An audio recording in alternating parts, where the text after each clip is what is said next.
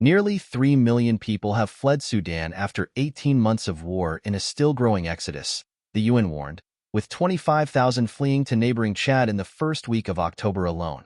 Mamadou Dienbald, the UN Sudan Regional Refugee Coordinator, told AFP that the 3 million mark will likely be crossed in the next 2 to 3 weeks. That the figure is approaching 3 million is a disaster directly linked to the increasing brutality of the conflict, he said in an interview on Tuesday during a visit to Geneva.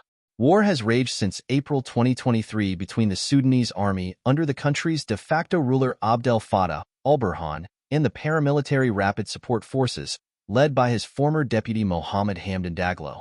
Both sides have been accused of war crimes, including targeting civilians and blocking humanitarian aid.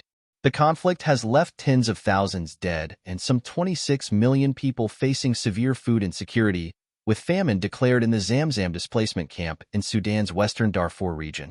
Some 11.3 million people have been forced to flee, including nearly 2.95 million who have fled across the country's borders, according to the latest figures from UNHCR, the UN Refugee Agency. Strain on Chad.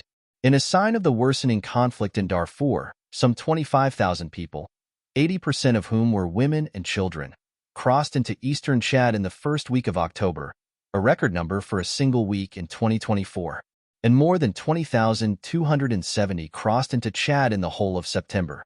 Chad is host to 681,944 Sudanese refugees, more than any other country.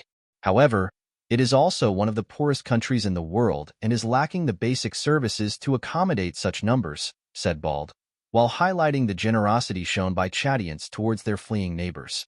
When we see 25,000 arriving, it's enormous, he said. He called for greater support from international donors.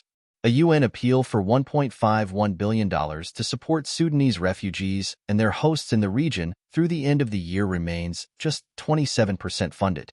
It's not enough, because the number of refugees continues to grow, said Bald, who also serves as the UNHCR's East and Horn of Africa and Great Lakes Regional Director.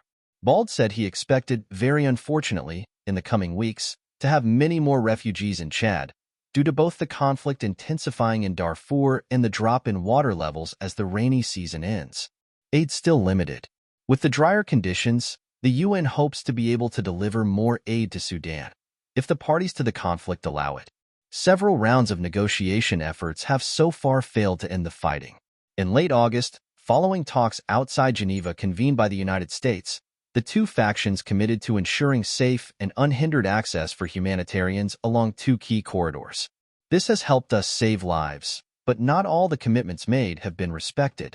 And the flow of aid remains limited, said Bald, deploring the persistent barriers at the administrative level. In Geneva this week for the UNHCR's annual executive committee meeting, he chaired a discussion on Sudan, during which he asked for support to help Sudanese refugees get into the jobs market and thereby reducing their reliance on humanitarian assistance. We are asking development actors to mobilize to complement such aid, he explained, while stressing the need for peace in Sudan. Bald warned it would be a big mistake to think the flow of displaced people will be limited to Sudan and the wider region. There are more and more who are coming towards Italy, Europe, and Southern Africa, and there are some who will go towards the Gulf countries too, he said.